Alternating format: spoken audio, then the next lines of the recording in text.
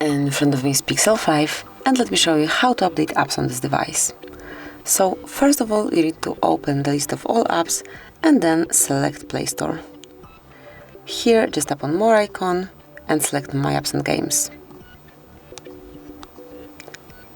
And here you've got all apps that can be updated, and now you've got two options. You can either update one particular application by tapping on Update right next to its icon. Let me stop it.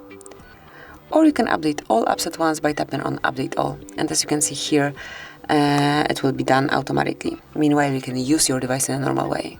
So this is it. This is how you can update apps on your device. As you can see, it's super quick and easy operation. Thank you for watching. Please subscribe our channel and leave the thumbs up.